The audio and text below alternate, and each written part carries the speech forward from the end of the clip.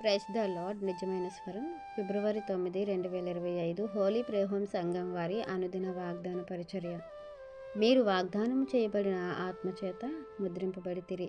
ఎఫెసీయులకు రాసిన పత్రిక 1వ అధ్యాయము 13వ వచనము. ప్రియమైన దేవుని వారలారా, మనము ఈ లోకంలో దేవునికి దూరస్తులుగా ఉండి పాపంలో శాపంలో మునిగినప్పుడు దేవుడు మనకు సమీపస్తులుగా చేసుకోవటానికి, మనలను దక్కించుకోవటానికి మన ప్రభువైన యేసుక్రీస్తు వారిని ఈ లోకానికి పంపించారు. ఆయన మరణం ద్వారా మనకు రక్షణను అనుగ్రహించారు. అయితే మనము ఆ యొక్క సువార్తను విని, ప్రభు యొక్క వాక్యమును విని, ప్రభునందు విశ్వాసం ఉంచి మారు మనసు పొంది రక్షణ పొందుకున్నాము. ఎవరైతే మారు మనసు పొందుకొని రక్షణలోనికి వస్తారో వారికి దేవుడు పరిశుద్ధాత్మను వరమునిచ్చి ఆ పరిశుద్ధాత్మ చేత ముద్రించుకుంటారు. అయితే ప్రియమైన దేవుని వారలారా, మనము ఈ లోకంలో దేవుని పిల్లలుగా చేర్చబడిన తరువాత పరిశుద్ధాత్మ నడిపింపులోనికి మనము ఉండాలి. అయితే దేవుడు అంటున్నారు కదా, నా ఆత్మ లేని వారు నా వారు కారు అని. ఆత్మ మనలోనికి రావాలి అన్నా, ఆత్మ సహవాసం మనం చేయాలి అన్న, సర్వసత్యంలోనికి నడిపింపబడాలి అన్న మనము మారు మనసు పొందుకోవాలి.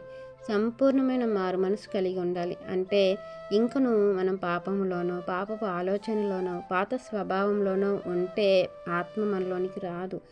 ఆత్మ మనలను సర్వసత్యంలోనికి నడిపించదు. ఆత్మ యొక్క సహవాసం మనకు లభించదు. ఎందుకంటే పాత జీవితాన్ని విడిచిపెడితేనే కదా మనం నూతన సృష్టిగా దేవుని పిల్లలుగా ఈ భూమి మీద నడవగలుగుతాము. సర్వసత్యంలోనికి నడవాలి అంటే పరిశుద్ధాత్మ యొక్క సహవాసం కావాలి. అందుకే ఆయన లోకానికి పంపింపబడ్డారు, మనలను అందరినీ కూడా సర్వసత్యంలోనికి నడిపించటానికి. మరి ఆయన మనలో లేకపోతే మనం ఎలా నడుచుకుంటాము? సర్వసత్యంలో మనం ప్రయాణం చేస్తున్నప్పుడు, నడిచినప్పుడు తుదకు ఉన్నత లోకానికి మనం వెళ్ళగలుగుతాం కదా. ఎందుకు దేవుడు మన కోసం ఎంత ఆరాటపడుతున్నారు?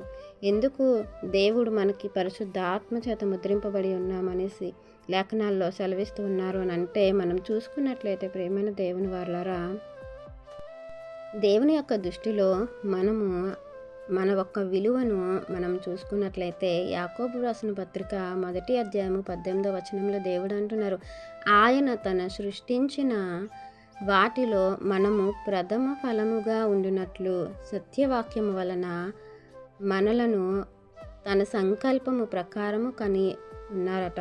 ప్రియమైన దేవుని వారలారా, మనకంటూ ఒక సంకల్పం ఉంది. దేవుడు తన సంకల్పాన్ని మన ద్వారా నెరవేర్చుకోవటానికే మనల్ని భూమి మీద కన్నారు. అయితే అన్నిటికంటే మనకిచ్చిన విలువ ఏంటంటే ప్రథమ ఫలముగా దేవుడు మనల్ని చూస్తున్నారు అని ఈ వాక్యం ద్వారా మనం గ్రహించుకున్నాం. ప్రియమైన దేవుని వారలారా, దేవునికి ప్రథమ ఫలంగా ఉన్న మనము, దేవుడు మనకు అంతటి విలువనిచ్చిన మనము, దేవుని యొక్క సంకల్పాన్ని నెరవేర్చబడవలసిన మనము ఎలా ఉండాలో మనం చూసినట్లయితే తిమోతికి రాసిన 2వ పత్రిక 2వ అధ్యాయం 15వ వచనంలో దేవుడు అంటున్నారు, దేవుని ఎదుట యోగ్యుని గాను, సిగ్గుపడనక్కరలేని పనివాని గాను, సత్యవాక్యమును సరిగా విభజించు వారు గాను, నిన్ను నీవే దేవునికి కనపరుచుకొనుటకు జాగ్రత్త పడుము. మనం ఇంకా ఈ లోకంలోనే ఉన్నాం.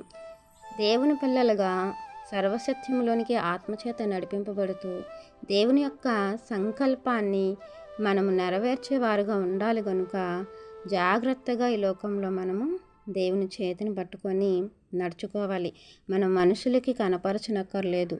మన యొక్క నీతి, మన యొక్క యథార్థత, దేవుడు మనకిచ్చిన యోగ్యతను కాపాడుకోవడానికి దేవుని దృష్టిలో మనము చేరుకోవాలి. కాబట్టి దేవుడు వేసిన నీతైన మార్గంలో పరిశుద్ధాత్మ సహాయం వలన మనం నడవాలని, దేవుని యొక్క ఉన్నత సంకల్పాన్ని నెరవేర్చే బిడ్డలుగా మనం ఉండాలని, దేవుని యొక్క ఉన్నత లోకానికి మనము మనతో పాటు అనేకుల్ని తీసుకువెళ్ళాలని, ఈ సువార్త విషయమై మనము ఎంతైనా శ్రమ పడాలని, దేవుని సంతోషపెట్టాలని ఈ వాక్యం మనందరి జీవితంలో దేవుడు ఫలింపచేయాలని ఆశపడుతున్నవారు దైవజనులు బ్రదర్ పి. నెహెమియా గారు. God bless you. ఆమెన్.